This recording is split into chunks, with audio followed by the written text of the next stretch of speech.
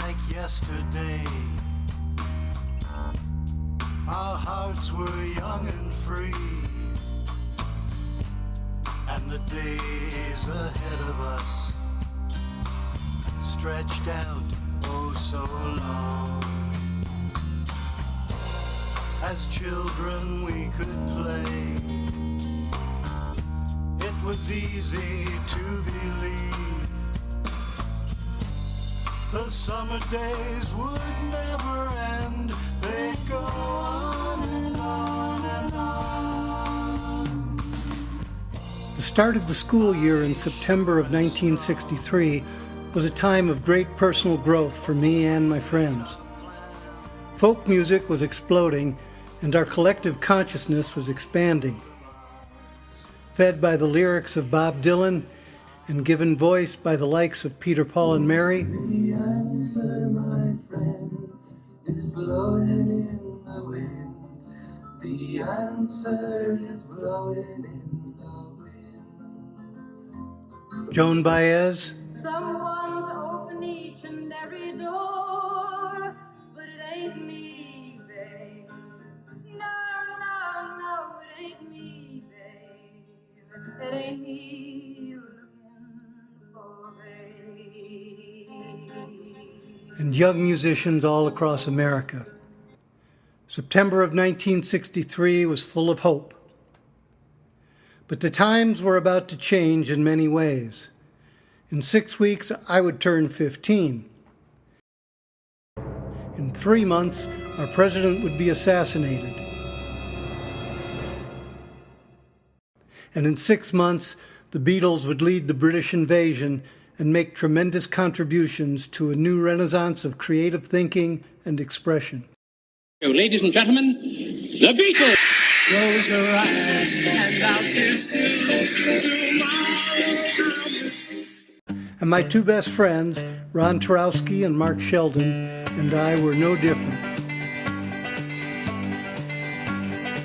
My favorite group at the time was the Kingston Trio, and we modeled ourselves after them with our blue and white vertical striped shirts, white Levi's, and white tennies.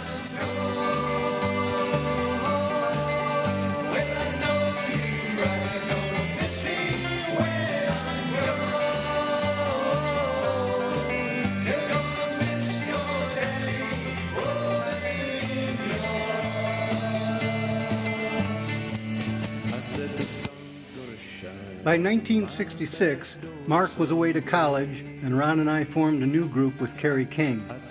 We called ourselves Children of the Morning, a suitably hippie name, and not coincidentally the title of the last Kingston Trio LP. At practice here, my dad joined in for the picture.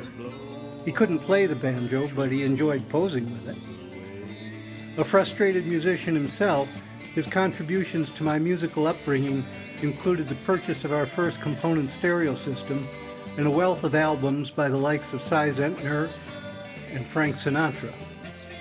And when he brought home a Wollensack tape recorder from work and showed me how to use it, my future of recording was set in motion. But for Ron and I, our summers of fun came to an abrupt end when the draft board came a-knocking. Though still 6 months away from the 68 Tet Offensive that would blow the roof off Vietnam, things were bad enough that we decided to throw our lot in with the Air Force to have at least some modicum of say in our future.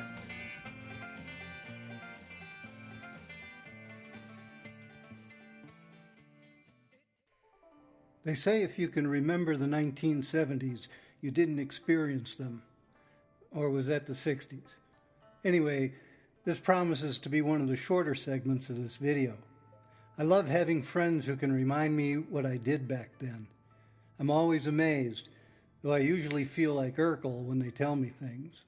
Did I do that? Did I do that? Did I do that? Did I do that? I got out of the Air Force in 1971 and picked up where I'd left off at Elgin Community College. However, when I left ECC in '67, the campus was pretty much scattered all around Elgin. Now, a mere 4 years later, ECC had a beautiful new campus on the west side of town. I did one semester there before transferring to Northern Illinois University. At NIU, I studied political science, which at the time was sort of what you studied when you didn't have a clue as to what you wanted to do in life. But I took a shine to the subject, especially political philosophy, and I was also heavily involved in student government during both my undergrad and graduate studies. So if you wonder why I'm so political on Facebook, well, duh. I finished my undergrad work in 1974, at which time Mark and I decided to take our first of many cross-country road trips. At the time, I had two Austin Healey Sprites, a yellow 1963 and a green 1967. Why two, you might wonder? Well, the 63 was extremely rusted out, and the rear suspension slats were, at best, non-functional. The green one, on the other hand, had a great body, but a blown-out engine. Mark and I tried fixing the slats, but alas, that was not going to work. So, and Michael Grogan will appreciate this, we got a 2x4 and a swing chain, attached it to the head bolts of the 1098cc engine in the 63, lifted it up by hand and dropped it perfectly into place in the 67. Mark is a super mechanic, by the way, just one of his many talents. So we loaded it up, putting everything except the spare tire in the trunk, bungeed an oversized luggage rack on the back, put a cooler of food and drinks behind our seats, and took Horace Greeley's advice to heart. Go west, young man, and grow up with the country. One of our stops was a place overlooking Oklahoma City, where a storm that night nearly washed us out of our two-man pub tent. But a good part of the trip took us along the famous Route 66. We saw the Painted Desert,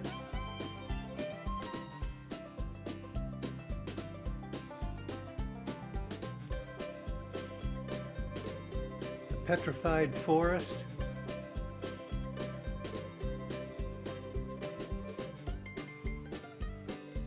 and the Grand Canyon.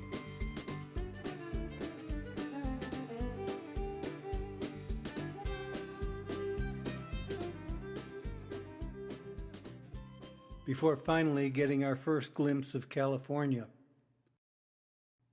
The whole trip was eye-popping wonderment with a capital W.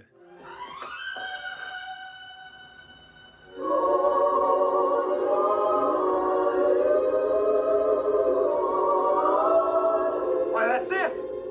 Sure! Look! It's a big W, I tell you! It's a big W! During my first year of grad school in 1975, I was studying political philosophy and international relations. A friend of mine was in the NIU counseling program, and I had the opportunity to audit a doctoral class in the advanced theories of psychotherapy. Having spent much of the 70s exploring consciousness and the nature of personal reality, I was seriously conflicted academically. I decided to take a year off to go live with Mark and Sue in Racine to write music and contemplate my future. During that year, Mark and I wrote some really fine music together. But in the fall of 1976, I decided to return to NIU, this time to enter the master's program in counseling.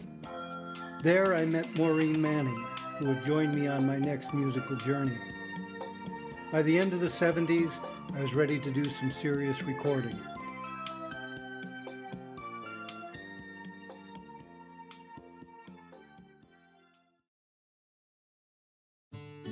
I'm not entirely sure how I met the musicians that would record with me. See what I mean about needing friends to remind me about my life? But whether serendipity or fate or just good luck, I met some really good ones. At the core of this makeshift band were Mike Sidner and John Johnson. Mike played bass, and John was on piano. I taught them the songs, and they helped the other musicians as I could neither read nor write music. On lead guitar was a fellow named George. Sorry, I can't remember his last name. And on sax was a friend of John's named Peter White. Mark, Maureen, and Jackie Keneally-Bolger sang backup vocals. Unfortunately, Jackie wasn't at this session when the pictures were taken by Peter Pavoni, Recording sessions are both expensive and somewhat boring. A lot of time is spent tuning, positioning microphones, and running sound checks with the engineer before the actual playing starts. And to save money, I booked the graveyard shift at Head and West Studios in Schaumburg. Despite the late hours and tedium, everyone stuck with me without any complaints. Finally, when all the technical stuff was taken care of, we could begin the music.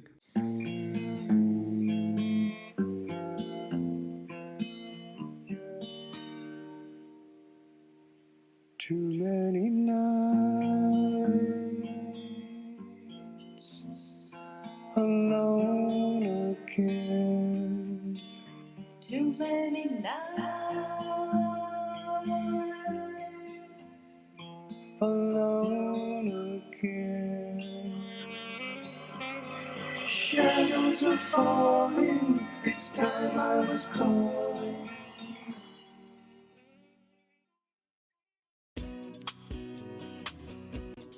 Before going to the last part of this video, I'd like to give a shout out to Judy and Jerry Hudson in Elgin. Jerry is also a musician and an aficionado of the great Johnny Cash. He can be heard playing Johnny's songs in the greater Elgin area. The black and white photo was taken at Ron's going away party when he was leaving for the Air Force. I had gone in the month before, so I missed the party. Also pictured is Tom Meldau, a good friend living up in Santa Rosa with his wife Shane. Next is a picture of Val and Jessica coming out of the water at Grand Cayman Island at the end of the 90s. Val lives in Florida now, so as soon as the COVID crisis is over, I hope to visit her and Ren again. Jessica is now all grown up. Peter Pavoni was a longtime friend from Apple Orchard who passed away a couple of years ago. Peter took most of the studio pictures you've seen. He's missed by all those who knew him. And finally, Terminal Rock combines my love of music and writing into a good murder mystery with some twists and turns to keep you guessing all the way to the end.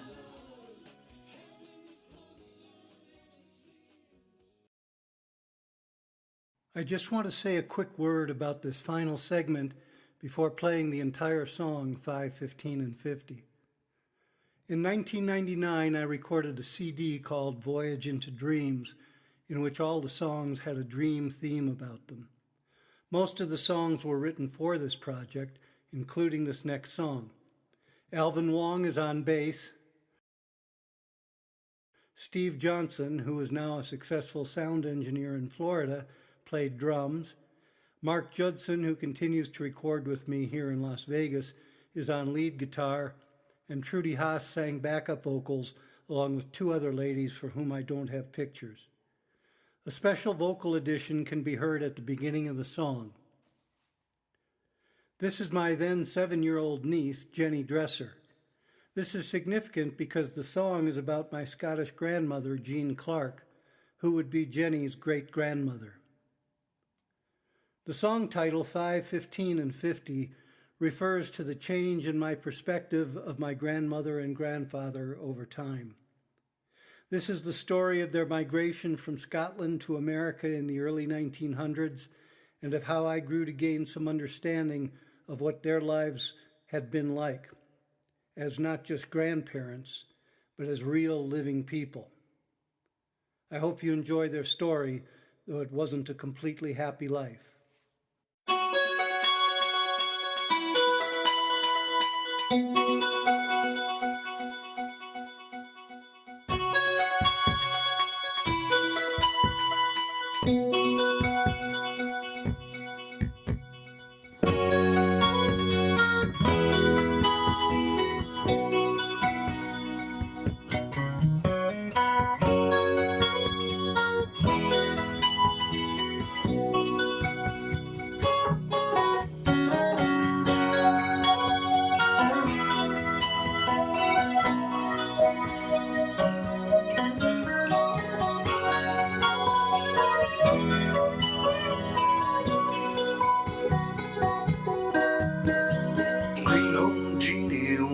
Flower of the highlands,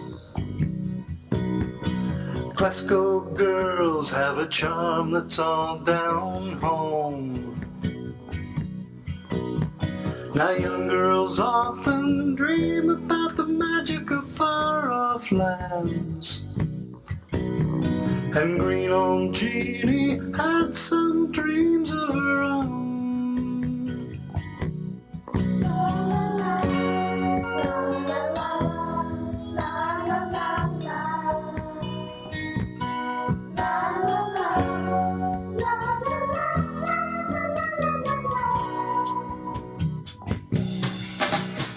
At sweet 16, Jeannie found the American heartland. But streets of gold lay asleep beneath a blanket of snow. And uptown Robbie caught the eye of this American Highland flower. And two young hearts tried to make a new American home. 5, 15, and 15. My eyes don't see the world like they did before. 8 to 80. Day by day I see a lot a little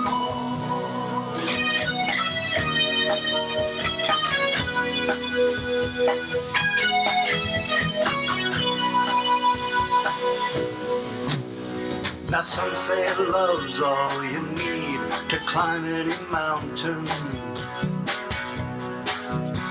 But some know rum can change the way a man will behave.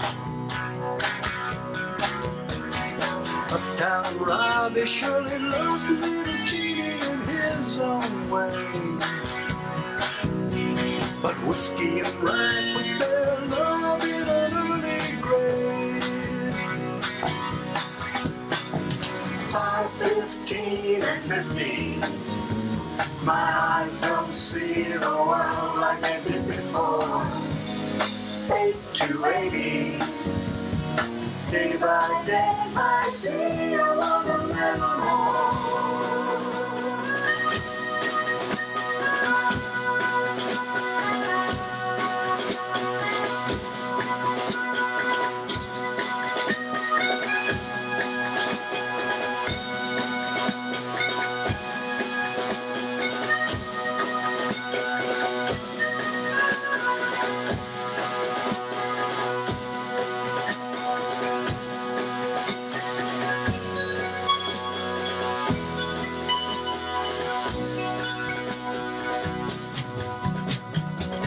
Home Jeannie made her way back to the highlands.